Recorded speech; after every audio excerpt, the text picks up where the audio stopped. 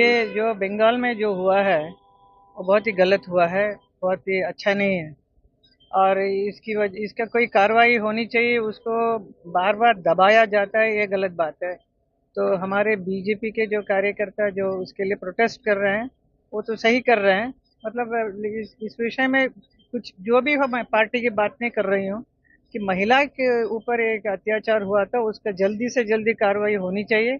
तो मैं तो रिक्वेस्ट करूंगी ममता जी से भी इसमें जरा सा आप आकर उसका जो भी सही जो होना चाहिए आप करवाइए। डोंट डिले डिले मत कीजिए, क्योंकि पूरा देश इंतजार कर रहा है कि क्या है करके क्या होने वाला है। तो जो जो जिसने भी गलत काम किया उसका पनिशमेंट जरूर मिलना चाहिए, ताकि हम सब महिलाएं खुश होंगे इस बात पे। राधे राधे, बोलो बांके बिहारी लाल की जय। नंद के घर आनंद भयो, जय कन्हैया लाल की।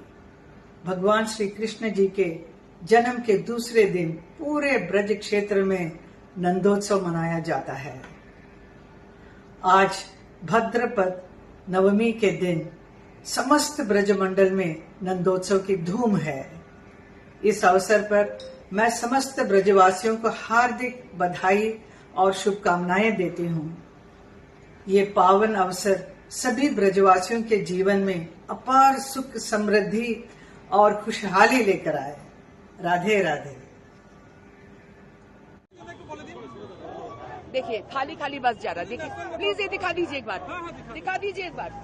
4 लोग बैठे पूरे बस में, पूरा बस खाली है।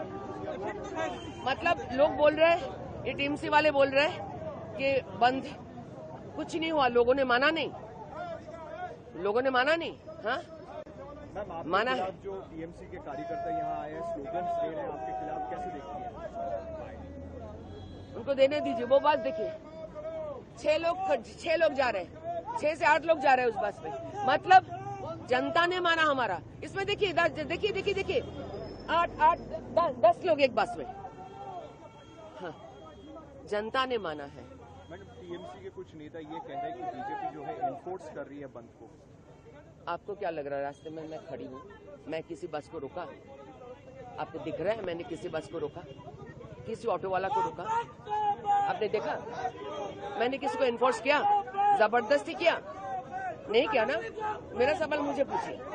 मैडम, टोटल 150 से ज्यादा स्टूडेंट्स को डिटेन किया गया है कल वेस्ट बंगाल पुलिस। और वो शायन जो है, जो ऑर्गेनाइज किए थे, उसको भी कल पुलिस अरेस्ट कर लिया है।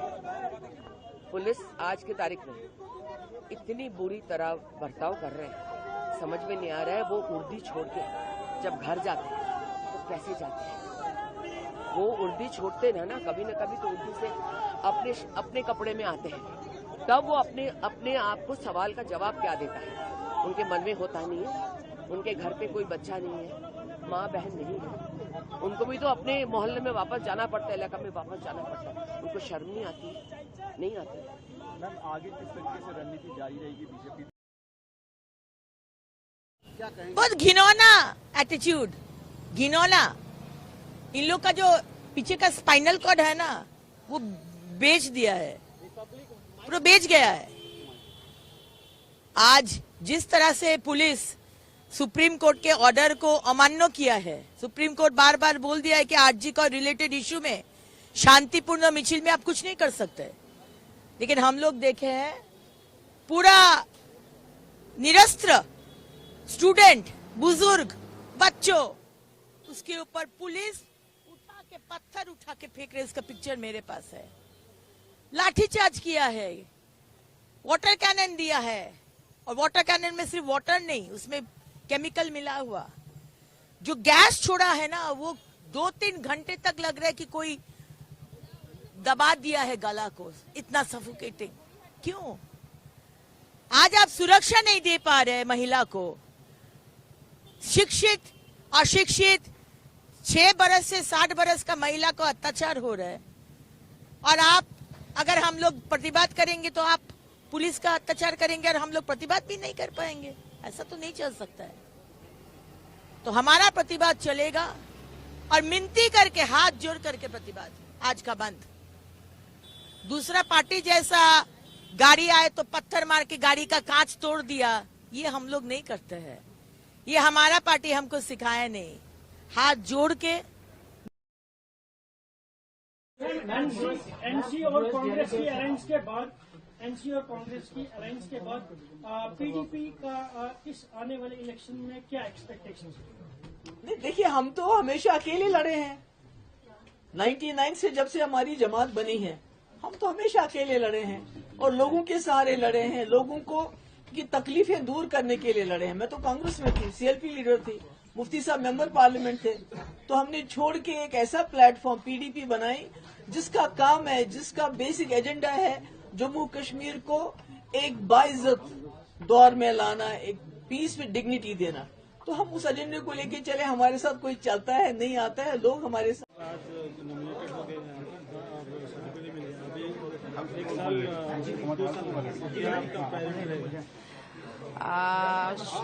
मैं तो सबसे पहले प्रभु जगन्नाथ को कोटि कोटि प्रणाम करती हूँ और ओडिशा-वासी को कोटि कोटि प्रणाम करती हूँ, जो कि ओडिशा-वासी का आशीर्वाद और प्रभु प्रभु जगन्नाथ गॉड का आशीर्वाद, जो कि आज दोबारा में राज्यसभा में जो सर्टिफिकेट आज मुझे मिला है। तो सबसे पहले मैं धन्यवाद दूंगी हमारा यशस्वी प्रधानमंत्री नरेंद्र मोदी जी को और जो हमारा केंद्रीय अध्यक्ष जेपी नड्डा जी को और गृह मंत्री जी जो अमित शाह जी को और हमारे सीएम राज्य का माननीय मोहन चरण मांझी महोदय को और जो हमारे केंद्रीय मंत्री धर्मेंद्र प्रधान जी को और मनमोहन सामल जी को जो हमारे राज्य के सभापति एवं सभी हमारे जो भारतीय जनता पार्टी का जो मंत्रीगण, विधायकगण और एमपीगण, सभी भारतीय जनता पार्टी का परिवार को सभी को बहुत बहुत मैं धन्यवाद देना चाहूंगी, जो कि आज मैं भारतीय जनता पार्टी में शामिल होकर जो दोबारा राज्यसभा में चुनी गई हूं। और जो मेरा लक्ष्य था, जो कि मैं मेरा ओडिशा वासी का और मेरा मयूरभंज वासी का जो शोर है, जो प्रॉब्लम है, वो सबको कैसे मैं राज्यसभा में हाउस में उपस्थापना करूंगी, ये मेरा लक्ष्य है। जो मेरा प्रॉब्लम है, मेरा जिला का, मेरा समाज का, कुर्मी समाज का, आदिवासी समाज का जो भी कुछ है, जो भी प्रॉब्लम है, उसको कैसे मैं सॉल्व करूंगी, ये इसीलिए मैं दोबारा जो राज्यसभा में गई हूं। तो मेरा एक ही लक्ष्य रहेगा, जो कि मेरा लोगों का कल्याण। तो इसीलिए मेरा वही लक्ष्य है और समाज के कल्याण, मेरा समाज भी है। तो मैं बहुत बहुत धन्यवाद दूंगी भारतीय जनता पार्टी का सभी नेतृत्व मंडली और यशस्वी प्रधानमंत्री नरेंद्र मोदी जी को और हमारे सीएम जो मोहन चरण मांझी जी को, सभी को, सभी मंत्री, सभी एमपी, सभी एमएलए को, सभी को बहुत बहुत धन्यवाद दे। देखिए, जिस तरह से ये नई बात नहीं हुई जेएमएम पार्टी के लिए कि किस तरह से एक के बाद एक जो कि बड़े लीडर उस पार्टी से रिश्ता तोड़ रहे हैं, क्योंकि स्वर्गीय दुर्गा सोरेन जी थे तब उस समय के किस तरह से वो पार्टी चलाते थे, किस तरह सम्मान पूर्वक एक एक लीडर को, नेता को वो देखते थे और अगर रूठ भी जाते थे तो उनके घर में जा करके उनको पैर पकड़ देते थे, मनाते थे। और इसी को देखते हुए सब एक दूसरे के साथ में, पार्टी के साथ में जुड़ करके सभी नेता लीडर रहते थे। आज के डेट में देखा जाए तो ऐसे कोई जेएमएम पार्टी में बचा नहीं रह गया है कि एक एक नेता का सम्मान किया जाए। जिस तरह से एक मुख्यमंत्री जी को, जिस तरह से हेमंत जी को जेल यात्रा करना पड़ा, उस समय ये स्थिति थी कि मुख्यमंत्री कौन बनेगा। उस परिस्थिति में उनको मुख्यमंत्री तो बना दिया गया, लेकिन एक शॉर्ट टाइम के लिए। जिस तरह से वो चंपई जी एक बड़े लीडर है और बाबा के साथ में वो आंदोलन किए थे झारखंड अलग राज्य बनाने के लिए, और अगर उनको सम्मान दिया गया, सीएम बना दिया गया, 2 महीना की बात थी, 2 महीना के बाद तो हम लोग को चुनाव में जाना ही था। तो ऐसे में उनको बने रहना देना चाहिए था उनका सम्मान के नाते। तो उनके सम्मान को एक बहुत बड़ी ठेस पहुंची है और हमारे अभिभावक हैं, हम चाचा बोलते हैं उनको, तो उस नाते हम भी सम्मान करते हैं। और इसको सभी ने इस चीज को देखा तो सबने कहा नहीं, उनके साथ एक बहुत बड़ी अपमान हुई है, और ये खुद भी कह रहे हैं कि वो अपमान को सहने नहीं पाए, जिसके चलते एक बड़ा निर्णय और बड़ी डिसीजन लिए। और हम भी उनके साथ हैं इस समय में, क्योंकि चंपई जी कभी पार्टी के विरोध में कुछ भी नहीं बोले हैं।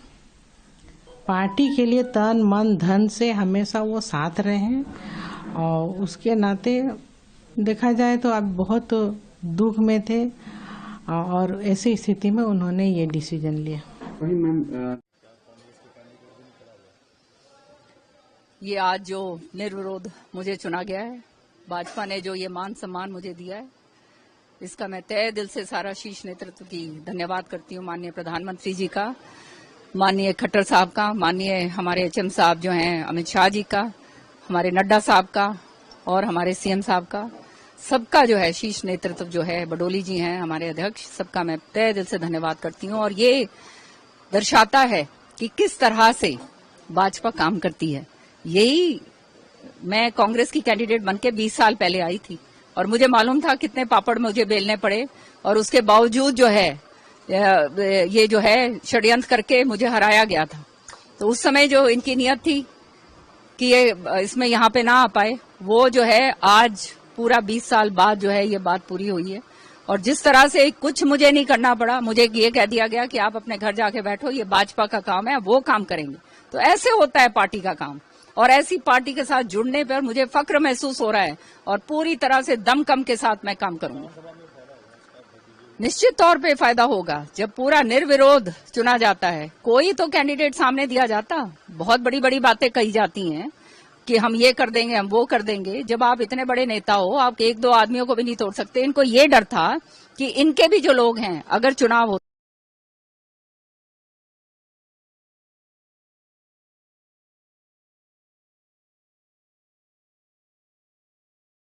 में सर, आज बीजेपी ने बंद का ऐलान किया था सर। कल जिस तरीके से यूपी में कब करेगी? यूपी में सबसे ज्यादा रेप होता है, बिहार में इतना रेप हो रहा है, यहाँ तो सत्ता में बैठे, यहाँ क्या कर रहे हैं बीजेपी के लोग? इन लोगों का कथनी करनी में अंतर है। इन लोगों को केवल नफरत पैदा करना, इसी में इन लोगों को राजनीति सूझता है। सर, जेपी नड्डा कह रहे हैं कि ममता बनर्जी ने सारी हदें पार कर दी है बंगाल में। सर, बालिका गृह में क्या हुआ था? बिहार के बालिका गृह में क्या हुआ था? वो कौन से हदें पार की थी जो छोटी छोटी बच्चियां, अनाथ बच्चियों के साथ इस तरह का शोषण होता रहा, मार दिया जाता था? कौन सा शासन में? बीजेपी।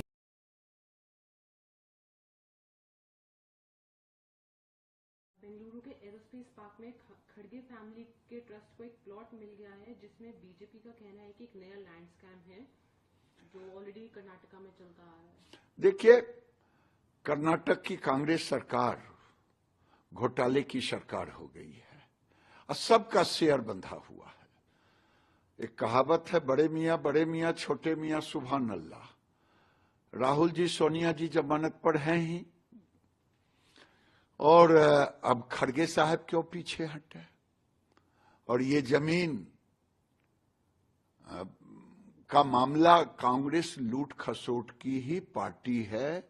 खड़गे साहब उससे पीछे क्यों? पश्चिम बंगाल की सड़कों पर ममता बनर्जी की सरकार और उनकी बर्बर पुलिस द्वारा इंसाफ की मांग कर रहे डॉक्टरों, बंगाल के युवाओं और महिलाओं पर जो हिंसा और दमनकारी चक्र और का जो तांडव देखा गया है, वह निंदनीय तो है ही, साथ में वह मानवता को भी शर्मसार करने वाला है।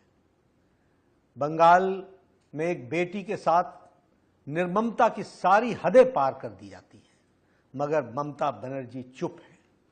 स्त्री की अस्मिता को तार तार किया जाता है, मगर ममता बनर्जी चुप है।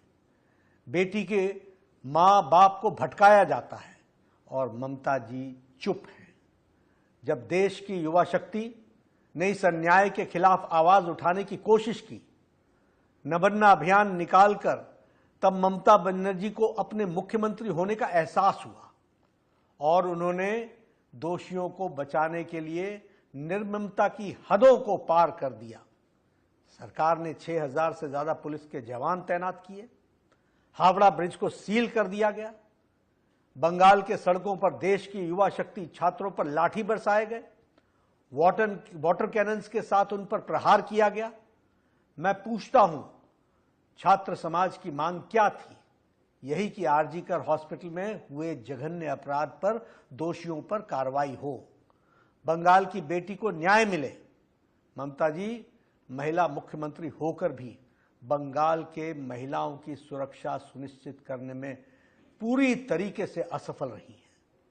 बंगाल में ममता जी की ने निर्ममता और तानाशाही की सारी हदें पार कर दी हैं, चाहे भाजपा का कार्यकर्ता की निर्मम हत्या हो, संदेश खाली की और आरजीकर मेडिकल कॉलेज में केस के दोषियों को बचाने के लिए सरकार और प्रशासन की मिलीभगत हो। सभी मामलों में बंगाल के तानाशाही मुख्यमंत्री का तानाशाह रवैया देखने को मिल रहा है। ममता जी ऐसे गुनाहगारों को बचाने का प्रयास कर रही हैं, इसमें आखिर क्या मजबूरी है आपकी? क्यों आप इनको बचाने का प्रयास कर रही हैं? यहां रक्षक ही भक्षक बन गया है। कोलकाता और पूरे पश्चिम बंगाल में गलियों में ममता बनर्जी के सरकार के खिलाफ हजारों विरोध प्रदर्शन चल रहे हैं, जहां आम लोग ममता बनर्जी के खिलाफ अपने घरों से बाहर निकल आए हैं। सामान्य नागरिकों की भावनाओं को ध्यान में रखकर भारतीय जनता पार्टी ने कल सुबह 6 बजे से 12 घंटे तक के लिए बंगाल बंद का आह्वान किया है। मुझे पूरा विश्वास है कि बंगाल की जनता हमारे साथ खड़ी रहेगी और ममता बनर्जी का जो घमंड है उसको चूर चूर करने में कोई कसर नहीं छोड़ेगी और ऐसे दमनकारी सरकार को उखाड़ फेंकने का वातावरण बनाएगी। देखिए, पिछले 7-8 साल से हरियाणा में भीम आर्मी के लोग काम कर रहे हैं। लोकसभा चुनाव में हमने सभी लोगों को मौका दिया कि वो लोग लड़ें, क्योंकि वो देश स्तर का चुनाव था। असेंबली चुनाव में और लोकसभा चुनाव में बहुत फर्क है। हमारी पार्टी ने वहाँ लंबे समय से तैयारी की है और अच्छे मजबूत काम करने वाले, जिनकी खुद की पहचान है, क्षेत्र में जिन लोगों ने काम किया है, ऐसे अच्छे प्रत्याशी और भीम आर्मी आजाद समाज पार्टी का संघर्ष हमारे साथ है। वहाँ की स्टेट की टीम ने मजबूती से जिला, विधानसभा, बूथ सेक्टर का संगठन बनाया, उसके जरिए हम लोग चुनाव लड़ेंगे और मेरा विश्वास है कि आजाद समाज पार्टी और जो अलायंस जेजेपी के साथ हमारा हुआ, मिलके जो है एक मजबूत विकल्प जो है हरियाणा में बनेगा, ऐसा मेरा विश्वास है। जी, ये 90 सीटों में से 70 पर लड़ेंगे, बाकी पे 20 पर आप लड़ेंगे चुनाव? देखिए, पार्टी ने जो तय किया है कि 20 सीटें वो सीटें हैं जिनमें हम लोग बहुत अच्छी तरह से फाइट कर सकते हैं, जिसके जातिगत समीकरण, क्षेत्रीय आधार हमारे साथ हैं, जिनकी तैयारी हमारी 1 नंबर की है। उन सीटों पे ही हमने तय किया कि हमारे प्रत्याशी लड़ेंगे और मेरा विश्वास है कि जिस तरह से लंबे समय से हम लोगों ने काम किया, पाठशाला चला के, जनहित के मुद्दों पे सवाल खड़े करके, आंदोलन करके, चाहे वो पुरानी पेंशन का मामला हो, चाहे बैकलॉग का मामला हो, लेटरल एंट्री, संविदा, आउटसोर्सिंग, ठेकेदारी के जरिए जो पक्की नौकरियां खत्म करके कच्ची नौकरियां दी जा रही, इनके विरोध में आंदोलन हो, चाहे बढ़ती महंगाई के खिलाफ हो, बेरोजगारी के खिलाफ हो,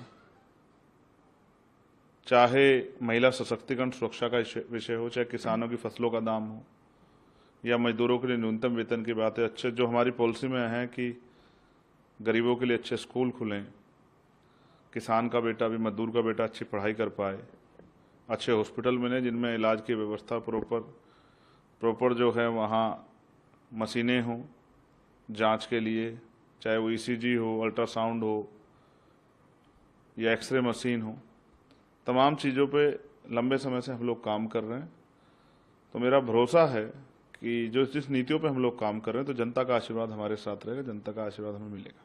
सर, यूपी के बाद अब हरियाणा, तो कहीं ना कहीं मतलब पूरे देश में देखिए, हमने बिहार में भी चुनाव लड़ा है। बिहार में भी पार्टी को जो है अच्छे वोट मिले थे, वो हमारा फर्स्ट इलेक्शन था। हमने यूपी में भी चुनाव लड़ा, मध्य प्रदेश राजस्थान में चुनाव लड़ा। राजस्थान में जो 2023 का था असेंबली, हम लोग 3-4 सीटें बहुत कम अंतर से हार गए और 12-13 सीटों पे हम लोग तीसरे नंबर पर रहे। फिर यूपी में पार्लियामेंट का जब चुनाव आया तो देश का चुनाव था, तो हमने 2 सीटें उत्तर प्रदेश में लड़े जिसमें हम 1 जीते, जिसमें हमारे सामने एक तरफ एनडीए अलायंस था, दूसरी तरफ इंडिया अलायंस था और बहुजन समाज पार्टी भी हमारे खिलाफ लड़ी और दूसरी सीटों में हमें लगभग 80,000 से ज्यादा वोट मिले। जो काम संघर्ष भीम आर्मी आजाद समाज पार्टी ने किया, जनता ने अब उनको वोट के रूप में आशीर्वाद देना शुरू कर दिया। तो अब हम विस्तार कर रहे हैं। जो सफलता हमें हरियाणा में हाथ नहीं लगी, मेरा भरोसा है राजस्थान में हमें नहीं मिली, वो हरियाणा से हमारे हिस्से में आएगी, क्योंकि हरियाणा उत्तर प्रदेश से सटा हुआ है और क्योंकि मेरे घर के करीब है, बिल्कुल सहारनपुर से जुड़े हुए बहुत सारा क्षेत्र है हरियाणा का, जिसमें पंचकुला है, अंबाला है, यमुनानगर है, यमुनानगर जगाधरी है, करनाल है। तो मेरा भरोसा है कि इस बार जो है पहली सफलता और पहला जो है जो असेंबली में हमारा रिप्रेजेंटेशन वो हरियाणा के जरिए जाएगा। गाजियाबाद के थाना विजयनगर में जब बिजली घर चौराहे के पास में चेकिंग चल रही थी, उसी दौरान एक सफेद रंग की ब्रेजा गाड़ी जिस पर नंबर प्लेट नहीं पड़ी हुई थी वो आती हुई दिखाई दी और जब इस गाड़ी को रोकने का प्रयास किया गया तो रुकने के स्थान पर इसमें सवार लोगों द्वारा इस गाड़ी को डीपीएस चौराहे से जो संतोष मेडिकल की तरफ सर्विस लेन जा रही है उस पर भगा दिया गया और इसी दौरान इस गाड़ी से एक फायरिंग भी की गई। इस पर तत्काल ही जो पुलिस की टीम थी उसने रिएक्ट किया और इस गाड़ी को पीछा किया और सर्विस लेन में दूसरी तरफ से भी इस गाड़ी को घेरने के लिए एक पुलिस पार्टी से कांटेक्ट किया गया। जब ये ब्रेजा गाड़ी दोनों तरफ पुलिस की टीम से घिर गई तो इसमें जो सवार लोग थे उन्होंने इस गाड़ी को बैक करने का प्रयास किया है और इस बैक करने के प्रयास में ये गाड़ी एक पेड़ से टकरा गई। उसके पश्चात जो इसमें लोग सवार थे वो उतरकर भागने लगे और जब पुलिस द्वारा उनको रोकने का प्रयास किया गया तो इनके द्वारा जान से मारने की नीयत से पुलिस के दल पर फायरिंग कर दी गई। इसमें जवाबी कार्रवाई में पुलिस द्वारा भी फायरिंग की गई जिसमें कि एक व्यक्ति जावेद के पैर में गोली लगी है और एक अन्य व्यक्ति सलमान को गिरफ्तार कर लिया गया है। 2 व्यक्ति इसमें मौके से भागने में सफल हो गए हैं और जब इसमें जो सलमान व्यक्ति गिरफ्तार किया गया, जब उससे पूछताछ की गई तो उसने बताया कि इसमें विजयनगर के ही राहुल विहार में दिनांक 17 और 18 की रात्रि में इन्होंने एक चोरी की थी एक पत्रकार के घर में और उससे संबंधित वीडियो कैमरा व कुछ अन्य सामान इनके पास से गाड़ी से बरामद हुए हैं। इसके अतिरिक्त इन्होंने ये भी बताया कि दिल्ली एनसीआर में कई अन्य क्षेत्रों में भी इनके द्वारा चोरी की गई है और उससे संबंधित भी कुछ सामान इनके पास से बरामद हुआ है। इसके अलावा एक तमंचा, एक चाकू और 3 जिंदा कारतूस भी इनके पास से बरामद हुए हैं और जो ब्रेजा गाड़ी है वो भी जो है चोरी की है। इसमें जो 2 अन्य अभियुक्त फरार हैं उनके लिए टीमें निकाल दी गई हैं। जो घायल अभियुक्त है उसको तत्काल ही प्राथमिक उपचार हेतु भेज दिया गया है, वो आगे की वैधानिक कार्रवाई अमल में लाई जा रही है। देखिए, ये जो भाजपा का जो बंद का कॉल है वो पूरा फ्लॉप कर गया, क्योंकि ये आरजी और केस में वी ऑल्सो वांट जस्टिस। पूरा बंगाल जस्टिस चाहता है और ममता दीदी भी, अभिषेक भी जस्टिस चाहता है और within 12 hours 1 accused had been arrested. अभी ये इन्वेस्टिगेशन सीबीआई के हाथ में है, मामला सुप्रीम कोर्ट में है। ये लोग यहाँ पर एनआरकी तय करने का कोशिश कर रहा है। कल पुलिस को अटैक किया, आज बंद। पूरा बंगाल नॉर्मल है, पूरा। थोड़ा बहुत 2-1 पॉइंट में थोड़ा वो गाड़ी मड़ी कम है, क्योंकि काल का डर के लिए, वो हमला का डर के लिए, लेकिन पूरा नॉर्मल है। बाजार खुला हुआ है, दुकान खुला हुआ है, इंडस्ट्रियल बेल्ट चालू है। 82% से ज्यादा मॉर्निंग शिफ्ट में इंडस्ट्रियल बेल्ट पे काम हो रहा है, उससे ज्यादा भी हो सकता है। टी गार्डन में 80% नियर अबाउट और more than that. IT sector में 100% काम हो रहा है। ट्रांसपोर्ट पूरा चालू है, बाजार दुकान पूरा खुला हुआ है। वो लोग कोशिश कर रहा है वो ट्रेन के ऊपर वो बनाना लीव्स फेंकने से ट्रेन बंद हो जाता है, वो सब चीप पॉलिटिक्स कर रहा है। लेकिन बंगाल, वी वांट जस्टिस, पूरा Bengal want justice from which should be given by CBI. लेकिन वो जो यहाँ पे बंद और एनआरकी का जो नाटक कर रहा है बीजेपी, बंगाल का पब्लिक उसको रिजेक्ट कर दिया आज। आप लोग सबको मालूम है कि झारखंड का मंत्रिसभा में आज भी श्री समफाई सोरेन जी मंत्री है। उन्होंने बीजेपी ज्वाइन करने का निर्णय लिया है। 30 तारीख ज्वाइन होगा। जब तक वो रिजाइन नहीं देते हैं तब तक वो एक माननीय मंत्री भी है और साथ में सब जानते हैं कि वो एक former chief minister of Jharkhand भी है। तो पहले समफाई सोरेन जी दिल्ली गए थे आज से 1 सप्ताह पहले और उन्होंने दिल्ली में 3 दिन बिताया था। फिर दोबारा 26 तारीख को कलकत्ता होते हुए वो दिल्ली गए थे। तो दोनों बार जब दिल्ली गए थे वो दोनों बार ताज होटल में रुके थे। दोनों बार उनका साथ जो अपना सरकारी पीए भी है, पीएस भी है, आधिकारिक रूप में ही वो ताज होटल में रुके थे। लेकिन काल पता चला कि दोनों बार जो वो दिल्ली गए थे दोनों बार उसको झारखंड का एसबी उनको फॉलो किए थे। स्पेशल ब्रांच झारखंड पुलिस उनको फॉलो किए थे।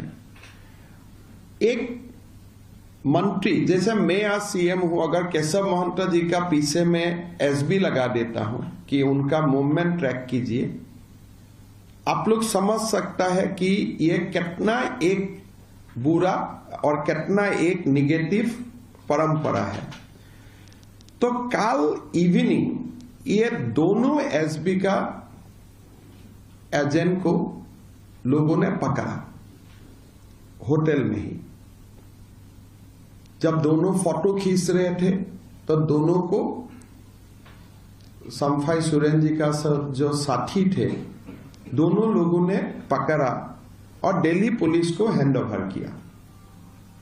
जब दिल्ली पुलिस को हैंडओवर किया साथ में समफाई सोरेन जी ने एफआईआर भी डाला कि ये 2 व्यक्ति है, हमारा फोटो भी ले रहा है और कलकत्ता से भी हमारा साथ ही फ्लाइट में आए और हमारा होटल का ही नजदीक रूम उन्होंने बुक किए और हमारा संदेह हो रहा है ये क्या है। फिर ये दोनों व्यक्ति को दिल्ली पुलिस ने लेके गया ताज होटल से। फिर पता चला ये दोनों झारखंड पुलिस का स्पेशल ब्रांच का सब इंस्पेक्टर है। पहले वो लोग बोल रहा था कि हम लोग जर्नलिस्ट थे, बाद में पता चला कि ये दोनों झारखंड पुलिस का सब इंस्पेक्टर है।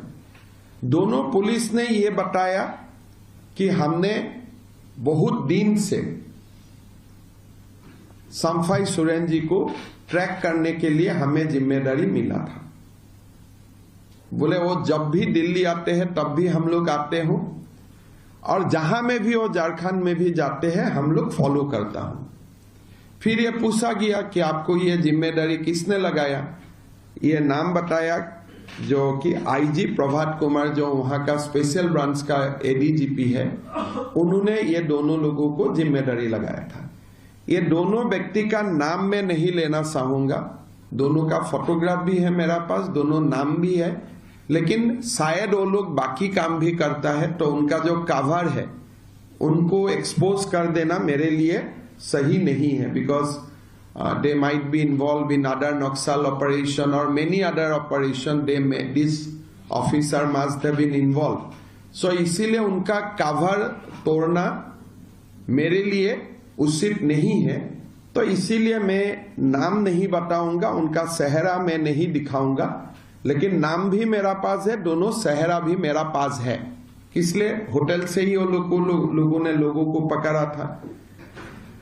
तो ये स्वाधीन भारत में ये कभी नहीं हुआ है कि एक चीफ मिनिस्टर और कैबिनेट कॉलीग,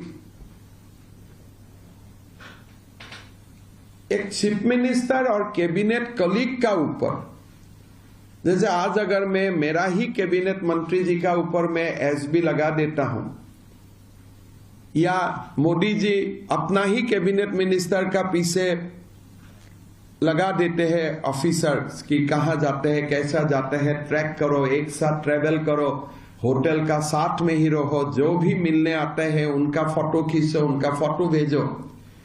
तो ये एक बहुत बड़ा इशू है, प्राइवेसी को पूरा खत्म कर देना।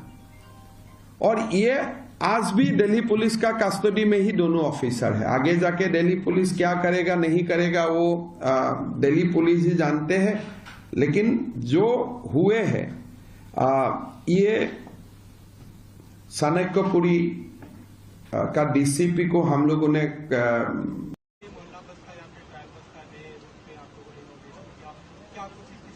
देखिए, बहुत लंबे समय से ग्रेटर कैलाश पार्ट 1 मालवीय नगर जैसी पॉश कॉलोनियों की डिमांड थी कि हमारे लिए एक छोटी बस सर्विस शुरू करें, जैसे अब शुरू की जा रही है मोहल्ला बस सर्विस। ये bus service Kailash colony metro station से होती हुई LSR college, GK1 N block और M ब्लॉक मार्केट, फिर GK1 E ब्लॉक, फिर पंपोश से होती हुई ये GK मेट्रो स्टेशन GK2 के सामने, और वहां से फिर चिराग दिल्ली, वहां से शेख सराय वोकेशनल प्रेस एनक्लेव से होती हुई ये मालवीय नगर के गीतांजलि बस डिपो तक जाएगी।